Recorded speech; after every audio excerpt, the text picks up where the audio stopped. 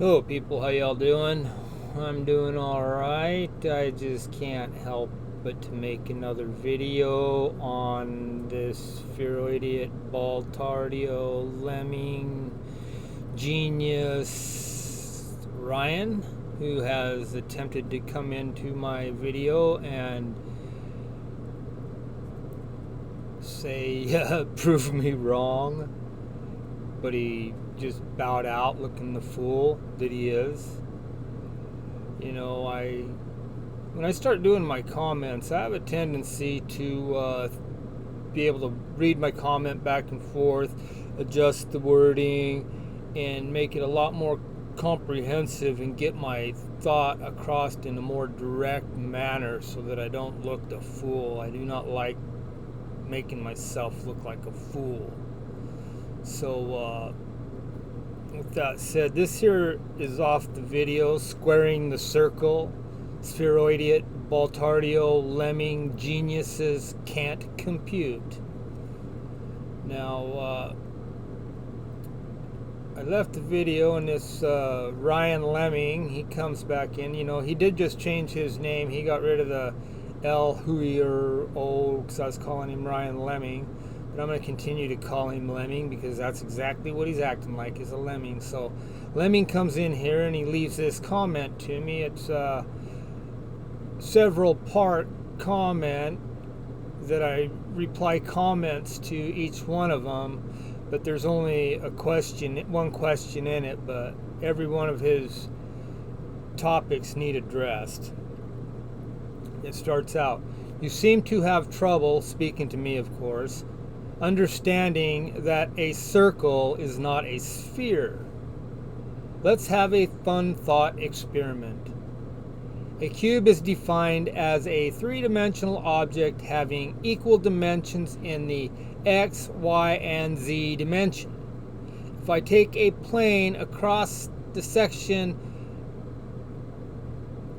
that cube at a 45-degree angle, I end up with a rectangle. Did I disprove the definition of a cube? Again, if I am walking on top of a ball, your argument is that the most curvature is at the top of that ball. So walking in a 1-inch radius path around the top has insane amounts of curvature. Obviously not true. Let's see if you can prove me wrong. Calculate the curvature of the globe Earth at 1 inch from the pole using your method. Let's see first of all if you can even do it, and second of all if your numbers make any sense whatsoever." I'll leave you again with this quote again from the University of Pittsburgh website. "The geometry of the surface of a sphere is the geometry of a surface with constant curvature. The surface of a sphere has the same curvature everywhere." So I replied to him, "Let me get this straight.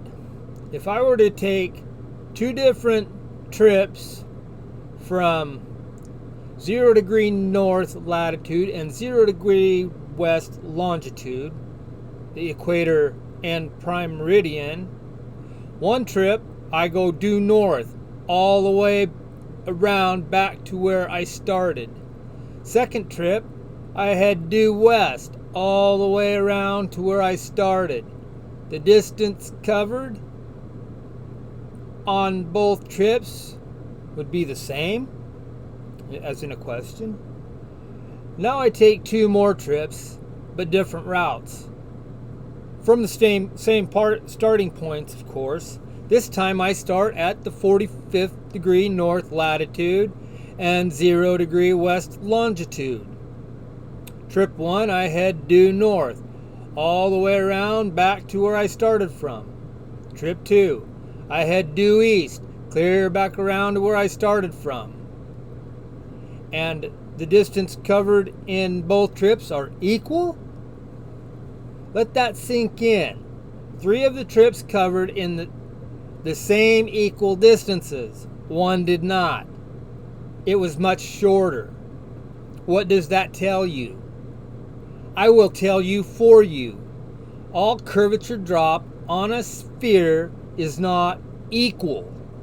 Then Lemming replies, in rem, I notice you didn't calculate the curvature rating using your method at 1 inch from the globe's pole.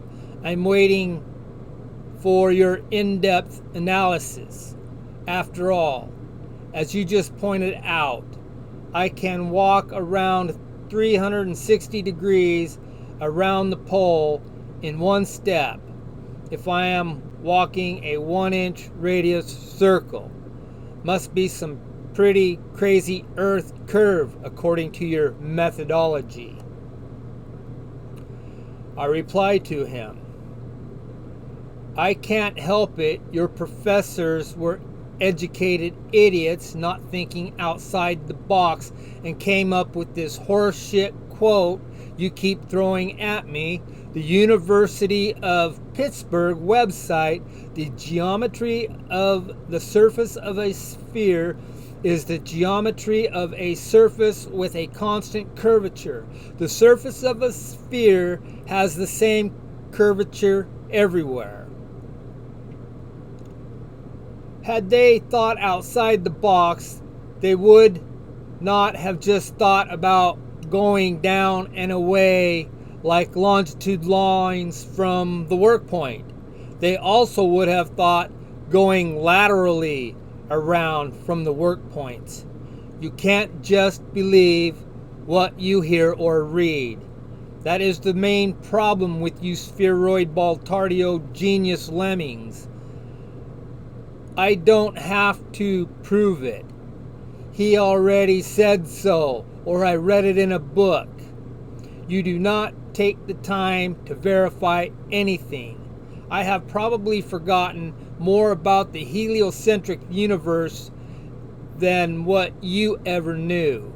I was biasedly trying to prove it true, and that is why I am a flattard today.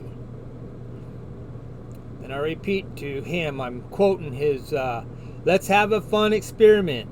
A cube is defined as a three-dimensional object having equal dimensions in the x, y, and z dimension.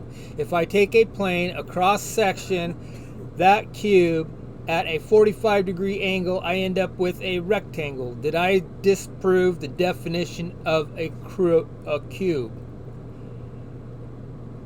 No. All you proved is you are trying to compare apples and oranges. I do not have to make any cuts on a sphere to prove your educated idiots wrong. I am using the whole sphere. You are disfiguring the cube. Derp. Lemming Ryan comments back, cool story. Lemming replies again, to turn a sphere into a circle, you are taking the cross section, same as a cube, into a rectangle. And I replied to him, it's not a story, it's a fact. Why did you delete the comment I took the quote from? Don't you look like looking like the fool you are? Lemming replies at me, I did not delete anything. What comment are you talking about? Still waiting to hear the curvature on a sphere 1 inch from the pole.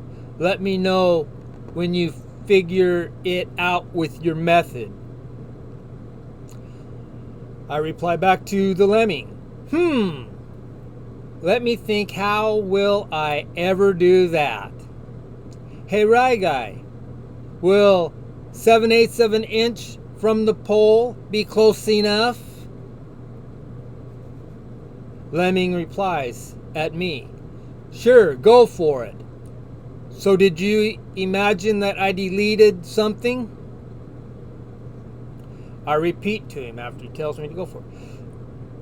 At Ryan, the Lemming, just put this video on theater mode and you have a 1 3/4 inch diameter circle, 7/8 of a diameter of in 7/8 of an inch in off the pole. Excuse me, hold on. 7/8 of an inch instead of an inch off the pole of the sphere. Did you notice the curvature drop? I showed you and told you what it was. And I laugh at him. And I reply to him again. That is if you are a poor, flat, stupid tard like me and only want a 24-inch screen. Referring to, I have a 1 3/4 inch diameter circle on my 24-inch screen. And then I make another comment to him. Hey, did you notice since this discussion has been going on, the video went from 49 views, 6 likes, to 53 views, 1 like? I laughed out loud because I was actually learning how to highlight for my upcoming video. He replies to me, so you did imagine that I deleted something. Okay, I'm glad we confirmed that. Also, apparently you can't calculate the rate of curvature with your method. Some method that is, then. Give me a number. I reply to Ryan the Lemming. You seem to, quoting him, you seem to have trouble understanding that a circle is not a sphere. Laugh out loud at him. You seem to be having trouble comprehending a circle can be a circle without a sphere, but a sphere cannot be a sphere without a circle.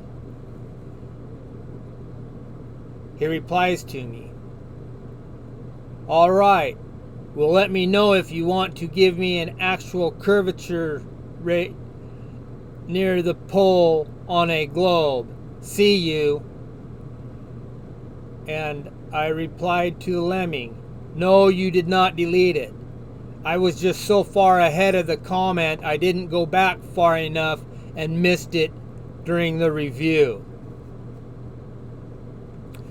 And I replied to the Lemming again, Ryan, the actual curvature 1 inch away from the pole is the same as it would be anywhere following the longitudinal lines on a supposed Earth-sized ball, 8 inches per mile squared. But that formula is for a parabola and only works true for just over 1,000 miles. Then the curvature drops exponentially, increases, putting the formula in ball-tard favor. If you go laterally, it is 1 inch drop in 1 inch travel. You can have a circle without a sphere, but you cannot have a sphere without a circle.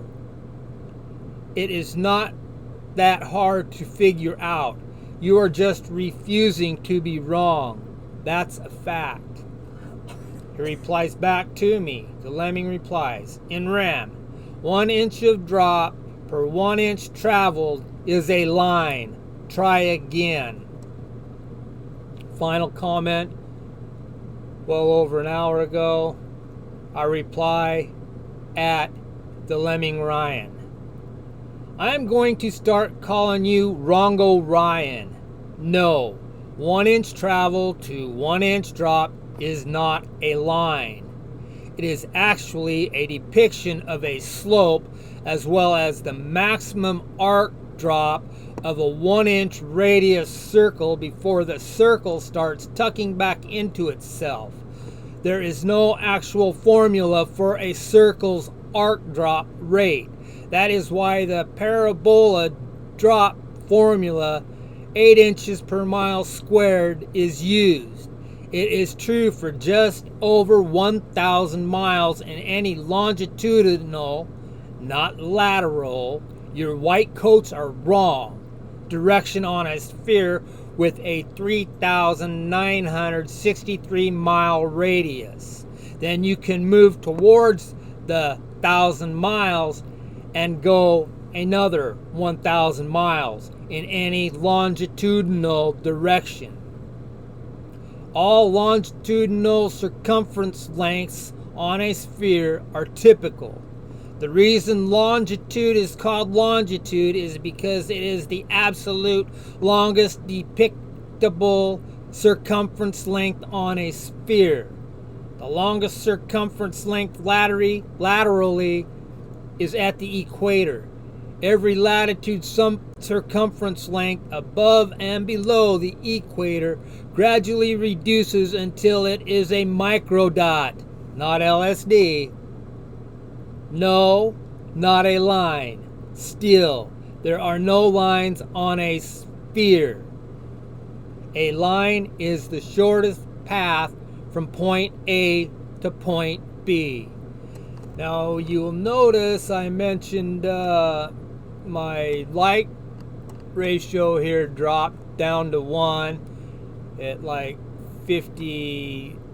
I was on it then. I think it was 53 views. No, it's 49 views with 6 likes. And then all of a sudden, as like I said, I was bouncing back and forth because I'm trying to learn how to do. I got some good stuff going on with this here. See, here's the Cornelius effect, and there's Jacob. Hi, Jacob, in helicopter lessons in 10 minutes or less. How you doing, Jacob? He's waving. See him. And then, so I'm figuring out all of these ungodly speeds of the sun, the galactic center heading towards the great attractor, and finally getting down here to the Earth. So I'll have all these speeds figured out, and there's going to be a little bit more on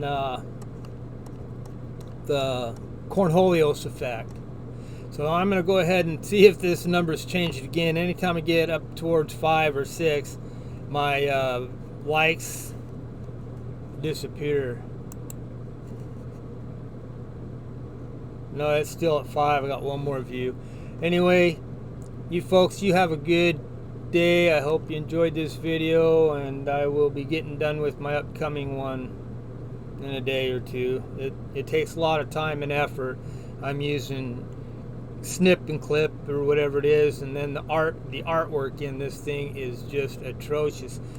You'll notice it looks like third grade dropout done a lot of the numbers and stuff here, is because it's really hard to write with this thing, trying to move your mouse and make numbers and letters and lines and whatnot.